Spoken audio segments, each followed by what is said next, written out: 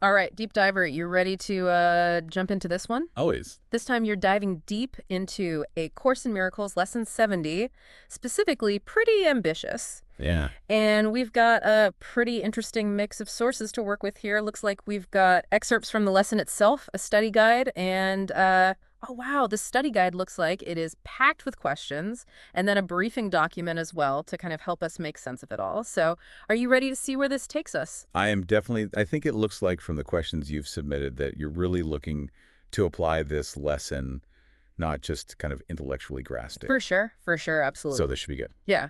And what better place to start than with that core idea from Lesson 70, my salvation comes from me. Right. Now, on the surface, that might not sound all that groundbreaking, Right. but I have a feeling there's a lot more to unpack here than meets the eye, especially given how A Course in Miracles kind of tends to turn traditional ideas on their head. Yeah, you're exactly right. It's not about the classic image of salvation as something external or something that happens after we die. Uh-huh.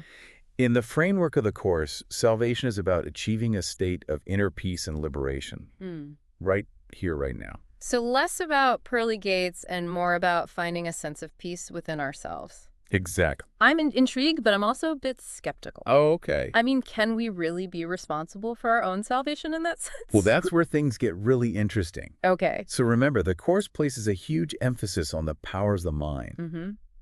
And this lesson specifically challenges us to look at how our thoughts and perceptions shape our entire experience of reality.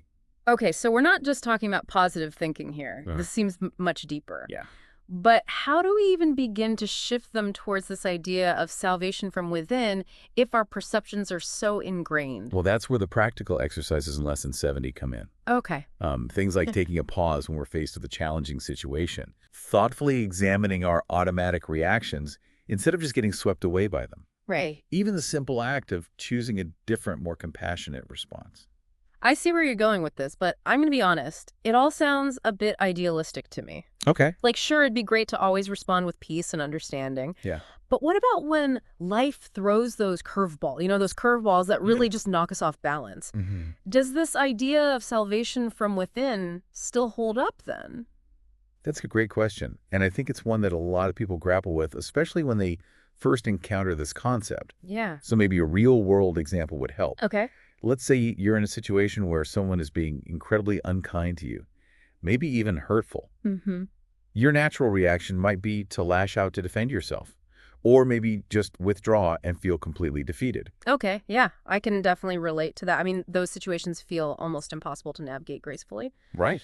So I'm guessing that's where Lesson 70 would suggest we take a different approach? Exactly, because in that moment, even though the external circumstance, the person's behavior feels beyond our control, Yeah. we do have a choice. Okay. We can choose to buy into the drama, to let their negativity dictate our inner state, or We can try to choose a different response. yes, One that doesn't leave us feeling drained and defeated, even though the situation itself is incredibly challenging. exactly. And that's not to say that we ignore the hurt or pretend that it doesn't matter. Right. It's about recognizing that we always have that inner power to choose how we react, how we process the situation, and ultimately how much we let it affect our sense of inner peace. Mm. That's what salvation from within really boils down to. Okay, that's starting to click for me. Good. It's not about denying the difficult stuff. It's about finding that place of inner strength and peace, even amidst the chaos. Yeah.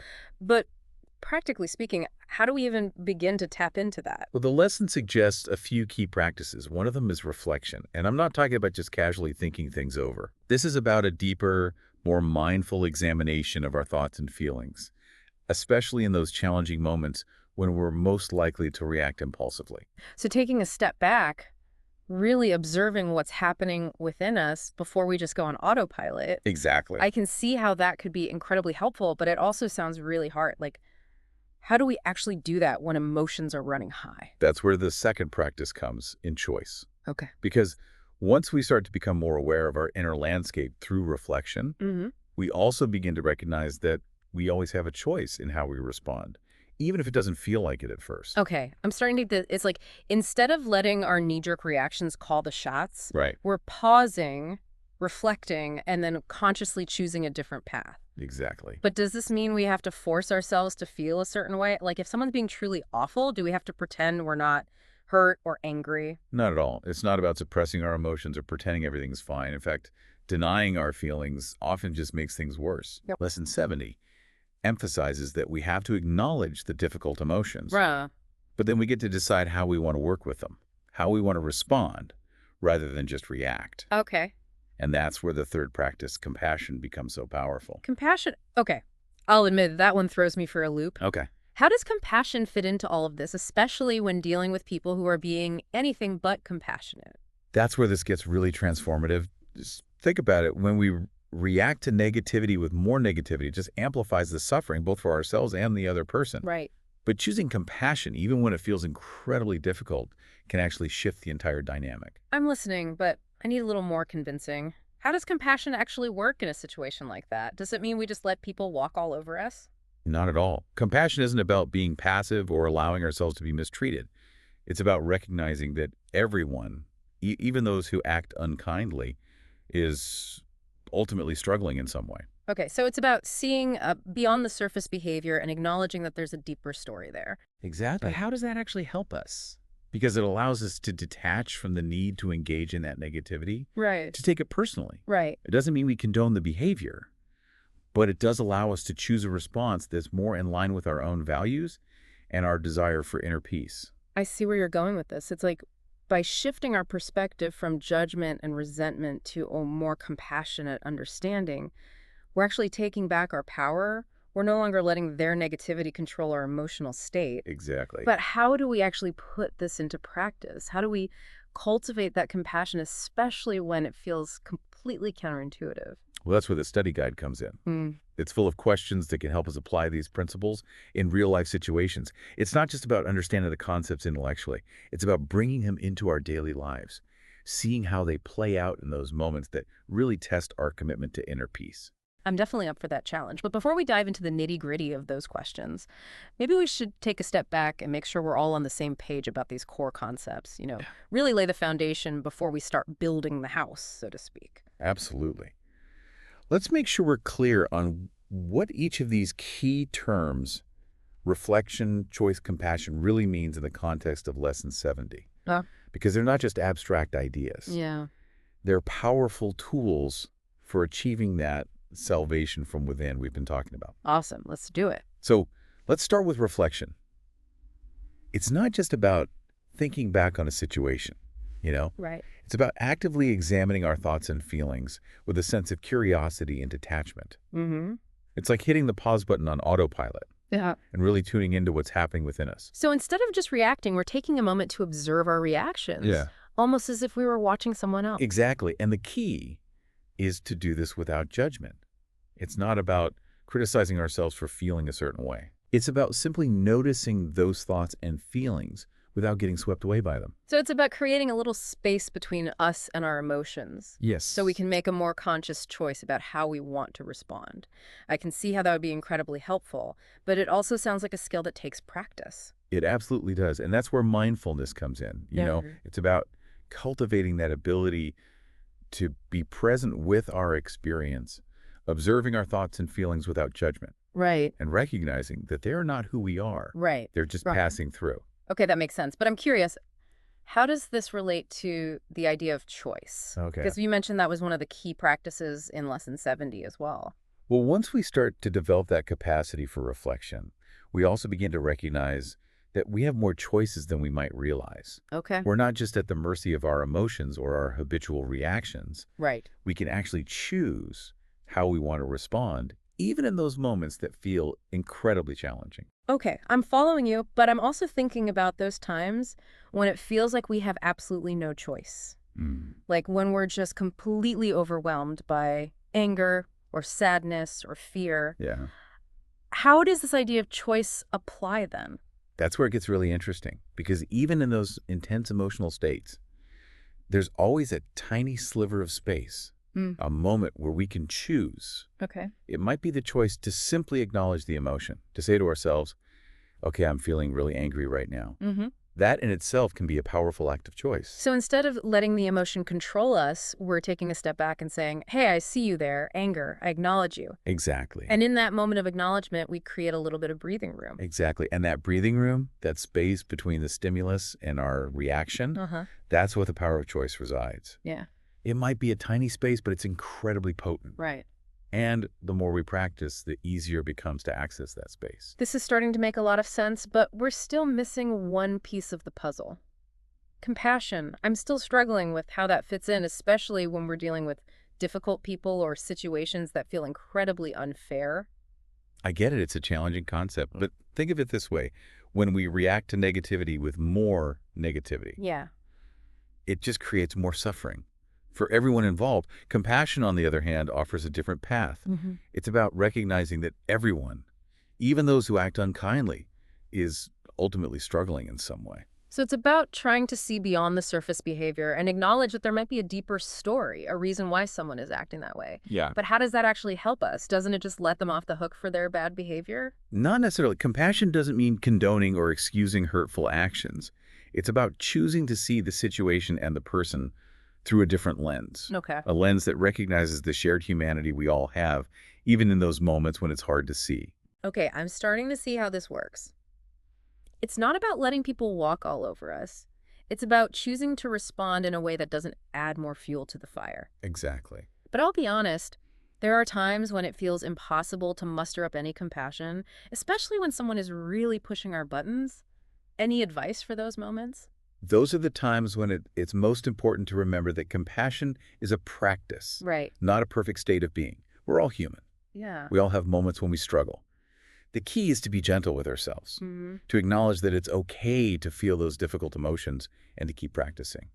So it's about progress, not perfection, and maybe even offering ourselves a little bit of that compassion we're trying to extend to others. Exactly, because when we can be compassionate with ourselves, it becomes much easier to extend that compassion outwards. It's like a ripple effect. Uh-huh. And the more we practice, the more natural it becomes. This is all starting to click for me now. Reflection, choice, and compassion, they're not just nice ideas. They're powerful tools for taking back our power and creating a more peaceful experience of life, even amidst the inevitable challenges. And remember, Lesson 70 is just one small part of a much larger journey.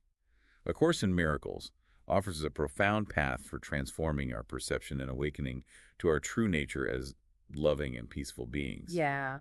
But this lesson provides a really tangible starting point. Mm. It Right. gives us practical tools we can start using right now to experience that salvation from within. And speaking of practical tools, I'm really eager to dive into that study guide you mentioned earlier, Okay. especially those questions that can help us apply these principles to real-life situations. Let's do it, because it's in those messy, real-life moments that this work truly comes alive. All right, so let's dig into this study guide. It's full of quizzes and essay questions, and I have to admit, some of them are pretty thought-provoking. Good. It's really making me think about how I can put these ideas into practice. Yeah, that's exactly the point. It's not enough to just intellectually understand these concepts, The real transformation happens when we start to apply them to our daily lives, to those messy, real-life situations that really test our commitment to inner peace. Absolutely. So let's jump into a specific example. One of the quiz questions asks how we respond differently to a frustrating situation. Okay. If we applied the principles of reflection, choice, and compassion. So let's say I'm stuck in traffic, running late for an important meeting, and feeling that familiar surge of impatience and anxiety. How would Lesson 70 guide me in that moment? Okay, well, first, it would encourage you to pause, to take a breath, Mm. and to simply observe those feelings of impatience and anxiety without judgment. Okay. Instead of getting caught up in the story, I'm going to be late, this is a disaster, Yeah. you can simply acknowledge the feelings and create a little space around them. Okay, so step one is hit the pause button on the inner monologue and just be present with the feeling itself. But wouldn't I still be stuck in traffic feeling those same emotions? How does that actually help? By creating that space, you're already shifting the dynamic. You're no longer completely identified with the emotion. You're observing it. And that observation is where the power of choice comes in. Instead of letting those feelings dictate your actions, maybe getting angry at other drivers honking the horn, making yourself even more stressed, you can choose a different response. Okay. I'm intrigued, but what kind of choices do I really have when I'm trapped in a car surrounded by other frustrated drivers? Even in that situation, you have more choices than you might realize. You could choose to put on some calming music, Hmm. listen to a podcast practice, a mindfulness exercise, or simply shift your focus to something more positive. The key is to recognize that you always have a choice in how you respond, even if it doesn't feel like it at first. So it's about shifting our focus from what we can't control, the traffic, to what we can control, our Right. own inner state. But what about those deeper anxieties that might be fueling those feelings of impatience? Like maybe I'm worried about what people will think of me for being late or anxious about the meeting itself. That's where compassion comes in. It's not about ignoring those deeper anxieties. It's about acknowledging them with kindness and understanding. Maybe you can say to yourself, it's okay to feel anxious. Everyone gets stressed. Hmm. Sometimes I'm doing the best I can in this situation. So it's about offering ourselves a little bit of grace, recognizing that we're human and we don't have to be perfect all the time. I love that. But I can also see how challenging this would be to actually do in the moment. It's like our default mode is to react, not to pause, reflect, and choose a more compassionate response. You're absolutely right. It takes practice, Mm. but the more we practice, the more natural it becomes. Right. It's like building a muscle. At first, it might feel awkward and unfamiliar, Mm. but over time, it becomes easier and easier to access that inner space of peace, even amidst the chaos of daily life. This is making me think about that final provocative question from Lesson 70. How can you remind yourself that your peace of mind is in your own hands, regardless of external circumstances? It's such a powerful question, and it really drives home the point that we're not helpless victims of our circumstances. Right. We have more power than we often realize. And that power lies in our ability to choose our response, to shift our perception, and to cultivate compassion, even in those moments when it feels impossible. That's the true essence of salvation from within. This has been such a thought-provoking deep dive. It's given me so much to reflect on and some really practical tools to try out in my own life. I'm ready to start putting these principles into action and see what kind of transformation unfolds. And remember, it's a journey, not a destination. Be patient with yourself. Keep practicing, and trust that you have everything you need within you to create a more peaceful and joyful experience of life. To our listener, we hope this step dive has sparked some insights for you too. Maybe you'll try that reflection exercise the next time you're feeling stressed or frustrated, or maybe you'll simply remember that your peace of mind is always within reach, no matter what challenges life throws your way. Keep exploring these ideas and keep diving deep into the wisdom of A Course in Miracles.